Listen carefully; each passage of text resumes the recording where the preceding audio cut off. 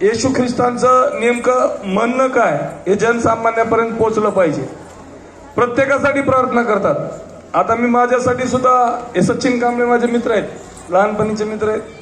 त्यांनी मला ज्या ज्या वेळेस वाटतं की आता प्रार्थना करण्याची गरज आहे, मी त्यांना बोलवतोय, प्रार्थना सुद्धा करायला लावतोय. ते प्रार्थना करतात आणि बरंच काही वेगळं अनुभवाला मिळतं. सांगायचं तात्पर्य एवढंच की जे पास्टर कसलाही स्वार्थ न ठेवता एकतर स्वतःनी म्हणजे निर्व्यसनी असतात, कसल्याही प्रकारचं व्यसन करत नाही, आणि दुसऱ्यासाठी प्रार्थना करतात की त्या प्रार्थनेच्या माध्यमातून तुम्ही निर्व्यसनी झालं पाहिजे. म्हणजे अशा प्रकारचं जे काम करतात ते सर्वांनीच आत्मसात करण्याची गरज आहे. आणि मी या ठिकाणी या सणाच्या निमित्तानं सर्वांना आश्वासित करू इच्छितो की आपल्या चर्चच्या रिलेटेड किंवा पास्टरच्या रिलेटेड काही जरी अडचण असेल तर तुम्ही नक्कीच तुमचा एक विनोद भाऊ म्हणून मला सांगावं, एवढं मी या ठिकाणी अपेक्षा व्यक्त करतो. आत्ताच मला दुप्ते अंकांनी सांगितलं की वाढवण या गावामध्ये एक हल्ला झाला, त्यावर सुद्धा आपण सर्वजण एक येण्याची गरज आहे. कारण आपला देश हा लोकशाहीवर चालणारा देश आहे, व्यक्ती स्वातंत्र्य असलेला देश आहे.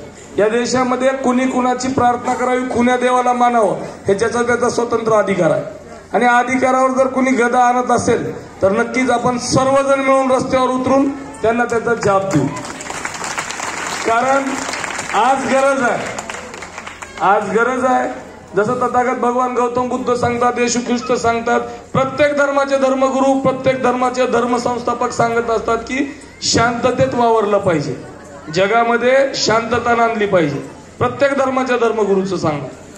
मग आज तुम्ही एवढं सांगता यांना आणि तरी सुद्धा कुणी जर व्यसन करत असेल तर त्यांची गाठ विनोद खटके सोबत आहे, एवढं सुद्धा तुम्ही लक्षात ठेवा.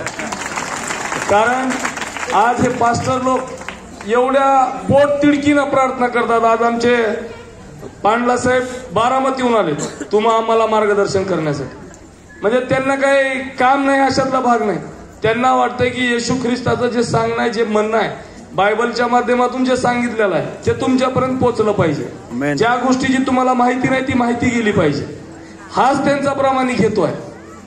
आणि सर्वजण तुम्ही त्यांनी जे आज प्रार्थनेच्या माध्यमातून तुम्हाला संदेश दिला तो संदेश सर्वांनीच आत्मसात करण्याची गरज आहे. आता त्यांनी महात्मा गांधीजींचं एक उदाहरण दिलं.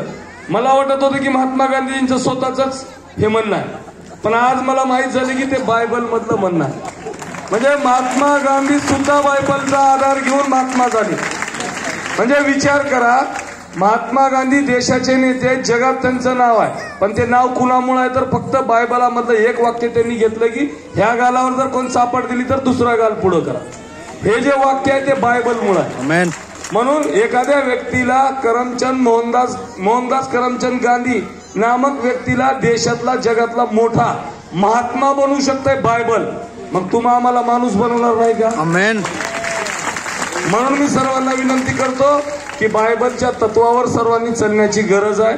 ज्या ज्या वेळेस कुठल्या अडचणी असतील तर निसंकोच विनोदला विनोद भाऊ, विनोद काही म्हणून तुम्ही आवर्जून मला बोलवावं व अडचणीवर मात करण्यासाठी मला रस्त्यावर उतरावं, एवढी विनंती या नाताळ सणाच्या निमित्तानं करतो. आणखीन एकदा नाताळ व नवीन वर्षाच्या सर्व माझ्या बंधू भावांना, बहिणींना, माता भगिनींना मी मनापासून खूप खूप शुभेच्छा देतो. धन्यवाद. या ठिकाणी बोलून मला बोलण्याची पण संधी दिली आणि माझा यथोचित सन्मान केला त्याबद्दल आमचे मित्र पास्टर बेंजामिन दुप्ते सरांचा सुद्धा मनापासून आभार मानतो आणि पांडला सरांचं सुद्धा लातूरमध्ये खूप खूप स्वागत करतो. धन्यवाद. जय हिंद, जय महाराष्ट्र.